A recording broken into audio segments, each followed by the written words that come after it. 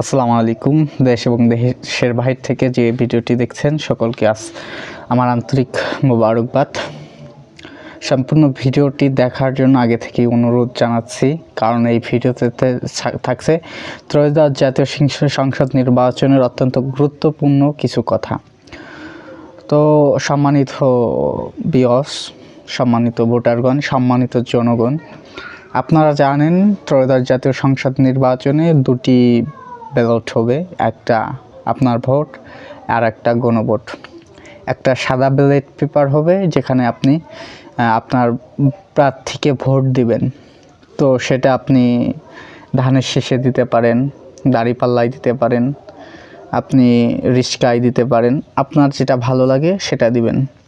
হয় ধানের শীষে দিবেন, নয় জামাতকে দিবেন। অত্যন্ত সুন্দর একটি দল, ইসলামী শরিয়া পরিচালনা করার জন্য তারা হয়তো এই সময় যোগ্য একটি দল।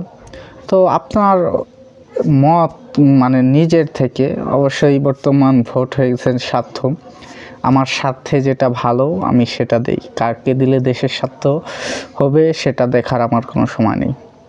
তবে নিজ স্বার্থ এবং দেশের স্বার্থ সব কিছুই সঠিকভাবে পরিচালিত হোক, সব ক্ষেত্রেই উপকারিত হন। এমন একটি ভোট আছে, সেটা হলো গণভোট।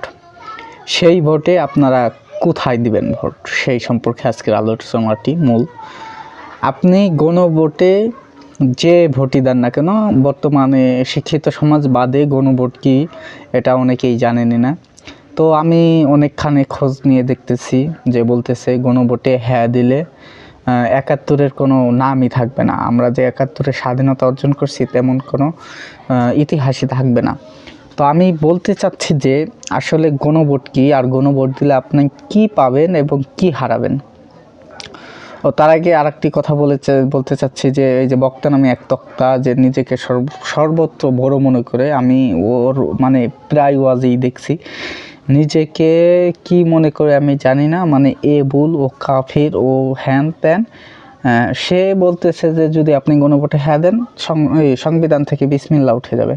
আরে গাদার বাচ্চা গাদা, গণভোট আনতেছে ইসলামী শরিয়া যারা পরিচালনা করবে তাদের মোচা এটা। এখানে গণভোটের তোর মূল পয়েন্টগুলো বোঝানো হচ্ছে যে এখানে আমি কাকে গণভোট দিলে কি এটা হবে, কিন্তু তোর ওখানে থেকে বিসমিল্লাহ তুলে দিবে এটা তোকে বলছে কে?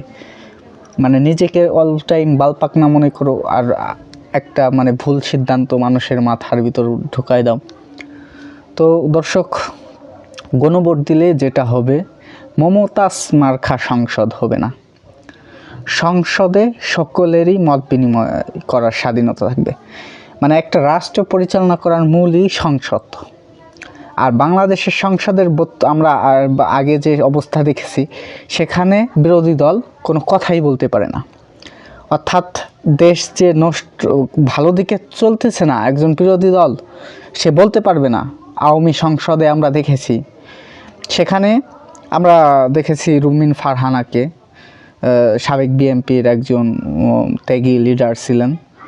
তো আমরা কি দেখেছি, তিনি যখন বক্তব্য দিতে উঠেছে, আওয়ামী যে ফ্যাসিস্টের যে দোসররা আছে ওরা হয় বেঞ্চ থাবড়াচ্ছে, না হয় চিল্লা ফাল্লা করছে।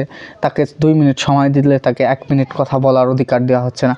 তো সংসদেই যদি বাঙালিকে, আপনার মূল হলো সংসদ, আপনার সংসদেই যদি আপনাকে কথা বলার অধিকার না দেওয়া হয়, তাহলে আপনি রাষ্ট্র পরিচালনা, রাষ্ট্র থেকে কি হবে?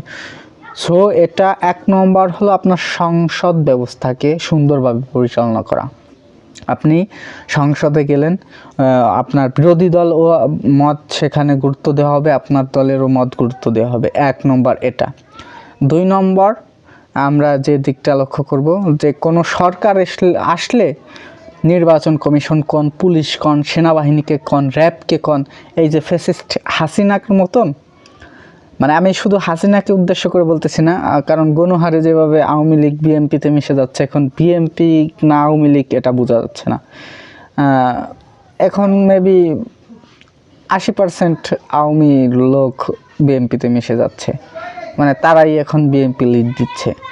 তো এই হাসিনাকে দুর্নাম করলে তারা রাগ হতে পারে যে তারা নাতে ভোট দেওয়ার একটা সিদ্ধান্ত নিয়েছে, আমি দেখেছি। কেন নিয়েছে আমি বুঝছি এখন। আপনারা দেখতেছেন যে এই যে বিএনপি যেভাবে গণহারে এমপি হওয়ার জন্য এই যে মিশাচ্ছে আওয়ামী সন্ত্রাসদের, ফ্যাসিস্টদের, এটা থেকেই বুঝতে হবে।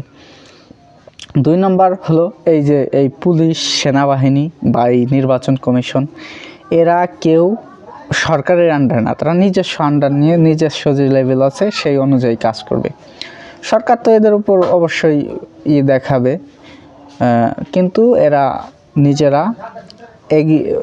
নিজেদের মতো কাজ করবে, পার্শিয়ালিটি করবে না যে অমুক সরকার, এই জন্য তার মিছিল মিছিংয়ে আমরা কোনো বাধা দিব না, করার সুযোগ করে দিব, বিরোধী দল যে আছে তাকে মিছিল মিটিং করতে দেব না, এমন কোনো হবে না। তৃতীয় যেটা লাভ হবে, আপনার ভারত থেকে আপনারা বেঁচে থাকতে পারবেন। এটার কারণে আপনারা তৃতীয়তে এই ভারত থেকে ভারতের গোলামি করা লাগবে না। থার্ডলি, আপনার সর্বদাই মূল্য থাকবে এবং প্রতি বছর নির্বাচনের আগে আপনি তত্ত্বাবধায়ক সরকার আগে আসবে, তারপরে সুন্দরভাবে রাষ্ট্রের একটা কাঠামো দাঁড় করিয়ে সুন্দরভাবে পরিচালনা করে তারপরে করবে। আর চতুর্থ যেটা হবে সেটা হলো একটা সরকার জুলুম করুক, অত্যাচার করুক, এই সংবিধানে সে 2 বারের বেশি রাষ্ট্র পরিচালনা থাকতে পারবে না। তো এটা শুধু ফ্যাসিস্ট হাসিনার জন্যই করা হয়েছে।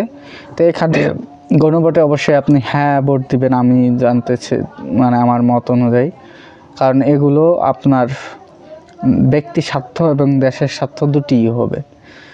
এখন সংখ্যাগরিষ্ঠ দল মনে করতেছে আমরা তো আমাদের লন্ডন থেকে চরকিয়ে এনেছি, এখন আমরা সুন্দরভাবে রাষ্ট্র পরিচালনা করব, একটা না আবার আমরা 18 বছর 20 বছর আগে জ্বালাবো দেন। আর মাথায় রাখবেন, আপনি নিজে যেখানে আছেন সেখান থেকে ডাইনে বামে তাকান, দেখেন যে কারা কেমন। আপনি যাকে ভোট দিতেছেন তার ওই যে পার্টি লিডাররা আছে অলরেডি কত খেয়ে ফেলছে আর কত খাবে, এটা একটু দেখেন। তারপরে আপনি বিবেকবান মানুষ, দেখে শুনে বুঝে তারপরে আপনি আপনার ভোটটা দেন। আপনি আরেকজনের কথায় আরেকজনের চাপে এখন ভোট দিবেন কেন? আপনি মুক্ত, আপনি গণভোটে হ্যাঁ দিবেন এই কারণে যে আপনি মুক্ত, আপনার আর কারো কথা শোনা লাগবে না। আপনি গণভোটে অবশ্যই হ্যাঁ ভোট দিবেন, আমি আশাবাদী, কারণ আপনাকে যতটুকু বলা হয়েছে পরবর্তী ভিডিওগুলোতে এর থেকে বেশি সুন্দর তথ্যগুলো দিব, যাতে আপনি সঠিক তথ্য বুঝতে পারেন। আপনাকে অমুক লিডার চাপ দিয়েছে বিদায় আপনি কোনো ভোট না দিবেন, প্লাস আপনার মত মতন ভোট দিবেন না, সেটা না। এখন আর বাঙালি বন্দি নেই, আপনি আপনার ভোট সুন্দরভাবে দিবেন, নিজের ইচ্ছা মতন যাকে খুশি তাকে দিবেন, কোনো লিডারের